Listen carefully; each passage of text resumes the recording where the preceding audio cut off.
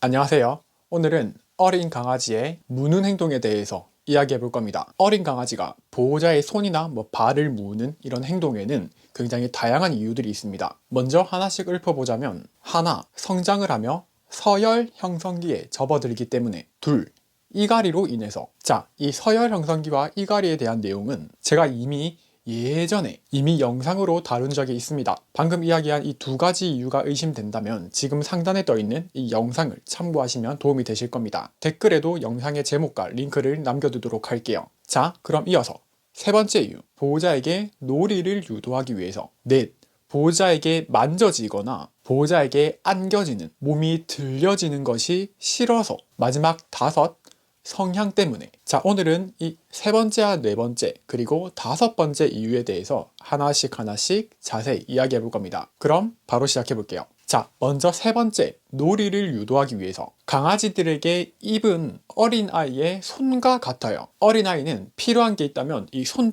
손으로 누군가에게 자신의 다양한 의사를 전하는 그런 모습을 보이죠. 강아지들도 마찬가지입니다. 강아지는 자신이 무언가를 원하고 있을 때 그 원하는 것을 얻기 위해서 입 또는 이빨을 사용합니다. 왜 입이나 이빨을 사용하게 되는 걸까요? 이것도 이해를 돕기 위해서 어린아이에 빗대어서 한번 이야기를 해볼게요. 어린아이들은 자기가 닿지 못하는 곳에 장난감이 있다면 그 장난감을 꺼내달라고 할 때 어떻게 하나요? 장난감이 있는 방향을 쳐다보며 손짓하며 손을 허우적허우적 하겠죠. 그러다가 엄마 아빠가 그 아기의 장난감을 달라는 의사를 눈치채지 못하고 계속해서 꺼내주지 않는다면 아이는 옹알이로 소리치거나 우는 모습을 보이죠. 그리고 그제서야 엄마 아빠는 얘가 장난감이 필요한가 보다 라며 장난감을 꺼내서 쥐어주곤 하죠. 강아지의 경우 장난감을 원하거나 보호자에게 함께 놀아달라는 의사를 전달할 때 장난감이 있는 상자를 직접 열려고 하는 모습을 보이거나 높이 있는 장난감을 두 발로 서서 꺼내려는 등의 모습을 보이게 되죠. 보호자에게 놀아달라고 할 때는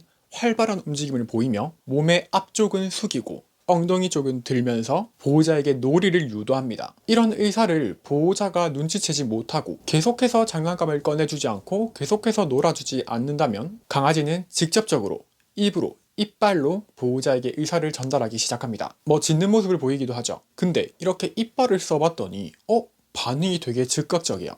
내가 물었더니 바로 나를 쳐다보고 바로 손을 막 허우적허우적하고 나를 밀어주기도 하고 뭔가 치고받는 이런 나름대로의 호흡이 맞는 이런 놀이를 하게 되죠. 특히 강아지들에게 사람의 길다란 이 팔은 좀 재미나게 생긴 신체 부위이기 때문에 놀게 되면 손을 흔히 물어요. 보호자가 서 있을 때는 발등을 물기도 하죠. 자, 이렇게 강아지들은 장난감을 원할 때 또는 보호자에게 함께 놀아달라고 할 때 놀기 위해서 물곤 합니다. 그리고 많이들 오해하시는 게 강아지들 사이에서 이렇게 놀기 위해서 꼬집듯 무는 행동은 사실 절대 문제 행동이 아닙니다. 굉장히 활달한 행동이에요. 물론 이 행동이 전혀 관리되지 않아서 성견으로 성장할 때까지도 남아있게 된다면 다른 문제로 이어질 수 있지만요. 그럼 이렇게 놀이를 유도하기 위해서 나를 무는 것 같은 우리 반려견, 어떻게 해줘야 할까요? 당연히 시도 때도 없이 놀아주는 게 가장 완벽한 해결책이에요. 하지만 현실적으로 우리 보호자님들은 직장을 다니기도 하고 집에 있다 하더라도 집안일을 해야 하다 보니 시도 때도 없이 놀아주는 게 현실적으로 힘들죠. 자, 이 문제를 최소화하기 위해서는 두 가지의 놀이 규칙이 필요합니다. 규칙 하나, 손으로 놀아줘서는 안 됩니다. 무조건 장난감을 쥐고 놀아줘야 해요. 자, 그런데 지금 이 생각하시는 분들이 굉장히 많을 건데 장난감을 쥐어도 손을 물어요. 이런 경우에는 장난감을 긴 줄에 묶어서 리드줄 쓰시면 되겠죠. 그 장난감이 바닥을 기어다니듯이 움직이도록 놀이를 유도해줘 보세요. 자, 이렇게 잘 가지고 노는 장난감을 리드줄을 묶어서 바닥을 이렇게 기어다니게끔 주면 됩니다. 들어서 막 위를 쳐다보게 하면서 놀이를 하는 게 아니라 바닥을 이렇게 기어다니듯이 하면서 이 장난감을 쉽게 물지 못하도록 해주시면 돼요.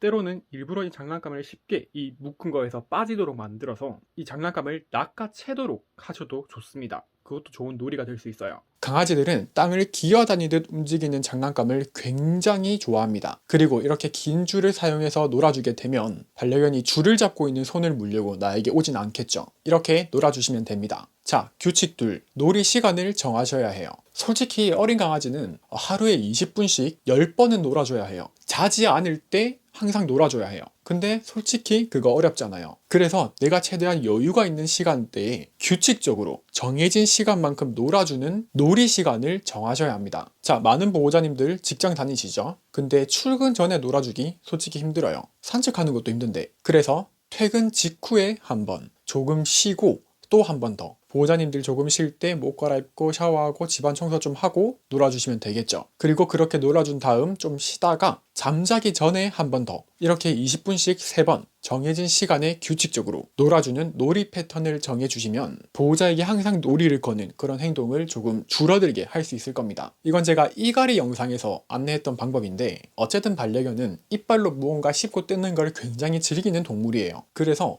밥은 절대 자율급식 하지 마시고 사료 2-3알 정도를 종이쌈에 하나씩 싸서 매 끼니 때마다 사료가 들어있는 종이쌈을 10개고 20개고 만들어서 그 종이를 뜯어서 사료를 먹도록 제공해주세요. 이때 간식이 들어있는 종이쌈이 10개라면 간식이 없는 종이쌈도 5개 정도는 만들어서 섞어서 던져줘야 합니다. 그래야 시간이 갈수록 종이를 먹지 않게 되는 효과를 더 크게 볼 수 있어요. 노즈워크의 효과도 볼 수 있고요. 자, 그럼 이제 4번째 이유로 넘어가 볼게요. 넷, 보호자에게 만져지거나 보호자에게 안겨지는 게 싫어서. 꽤 많은 어린 반려견들이 만져지는 게 싫어서, 보호자에게 안겨지는 게 싫어서 보호자의 손을 물곤 합니다. 또 자신을 만지거나 자신을 안으려는 보호자의 손이 놀아주려고 온 건 줄 알고 놀이의 신호로 여겨서 보호자의 손을 무는 반려견들도 있어요. 놀자고 무는 거죠. 어쨌든 그래서 우리는 반려견이 우리가 자신을 만지는 것을 불편해하지 않고 자기를 안아드는 것을 조금은 덜 불편해하도록 도와줄 필요가 있어요.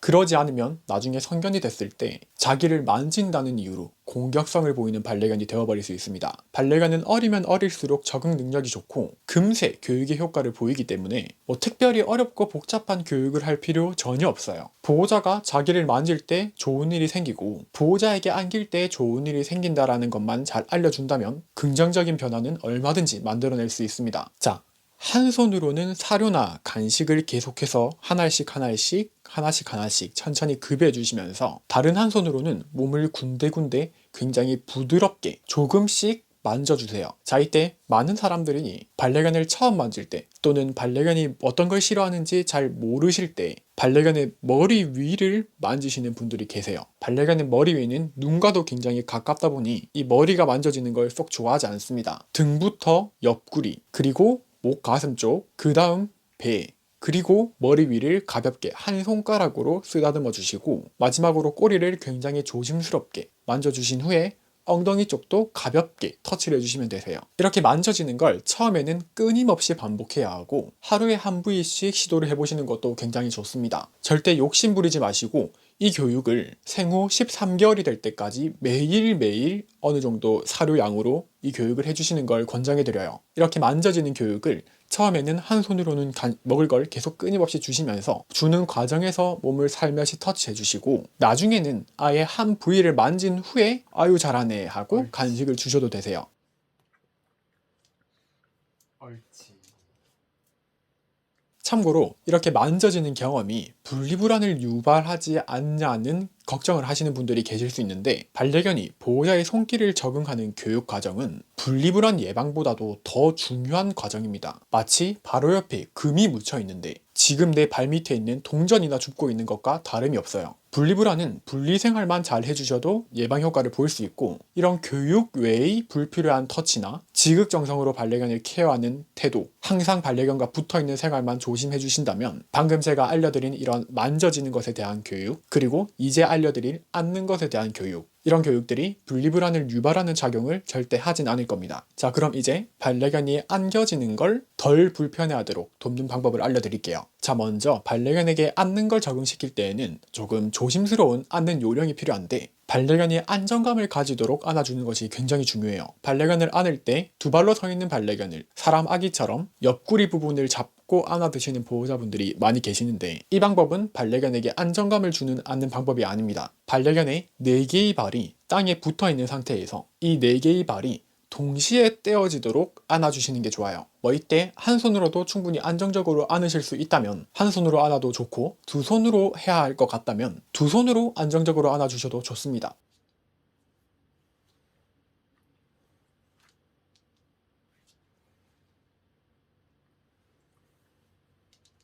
또 중요한 것, 안아들 때는 처음 4개의 다리를 땅에서 조금만 띄워준 후에 반려견이 자신의 모든 무게 중심을 보호자의 팔에 완벽히 의지하는 상태가 되도록 2초에서 3초 정도 머무른 후 몸을 일으켜 주시는 게 좋습니다.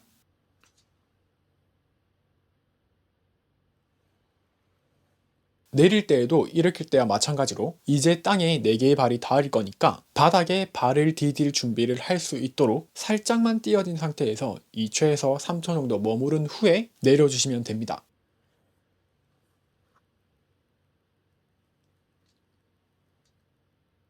처음엔 이렇게 반려견을 안아둔 후에 곧바로 반려견을 다시 내려주고 보상해주세요. 나중에는 이 안겨지는 것에 대한 보상은 굳이 하지 않아도 안기는 걸 싫어하는 반려견이 되진 않을 겁니다. 앞서 이야기한 것처럼 만져지는 것에 대해선 성견이 될 때까지도 틈틈이 꾸준히 끊임없이 반복해 주셔야 해요. 자, 그럼 이제 마지막 5번째 이유. 성향. 사실 이 성향에 대해선 별다른 이야기할 게 없어요. 그냥 좀 더 적극적으로 교육해라 라는 이야기를 할 건데, 반려견에 따라서 유독 자신의 의사를 굉장히 강하게 어필하는, 불편함을 굉장히 강하게 표현하는 반려견이 있어요. 이런 반려견의 경우 자신의 몸이 만져지려 하거나 자신의 몸이 들려지려고 할 때 몸을 굉장히 비틀며 잡히지 않으려 하고, 조금만 불편해도 깨갱하거나 울부짖는 소리로 자신의 의사를 표현합니다. 자, 이런 성향의 반려견은 사실 만약 별도의 교육 없이 그냥 그 상태 그대로 성견으로 성장하게끔 둬버리면 나중에는 만져지는 것, 안겨지는 것에 대해 굉장히 기피하는 반려견이 되어버려서 만져지거나 안는 상황이 되면 공격성을 보이는 그런 반려견이 되어버릴 수 있어요. 그래서 나의 어린 강아지가 이렇게 강하게 강한 표현으로 자신의 의사를 표현한다면 기본적으로 그 반려견을 굉장히 단호하게 대해줘야 하고, 앞에서 알려드린 놀이에 대한 규칙, 그리고 만져짐, 안겨짐 등에 대한 교육을 훨씬 더 적극적으로 진행하셔야 합니다. 가능하다면 어릴 때부터 전문가에게 여러 차례 교육을 받으시면서 추후에 필요로 할 교육들을 선행하고 필요로 하는 관리들을 미리미리 해가며 적절한 생활 규칙을 정립하시기를 권장해 드립니다. 그럼 이번 영상은 이렇게 여기까지입니다. 최근에 또 유독 어린 강아지의 무는 행동으로 어려움을 겪는 보호자님들의 호소가 굉장히 많이 들리더라고요. 그래서 제가 예전에 올렸던 영상과는 좀 다른 부분들을 짚어보는 영상을 이렇게 한번 찍어봤습니다. 그럼 더 유익한 영상으로 돌아오겠습니다.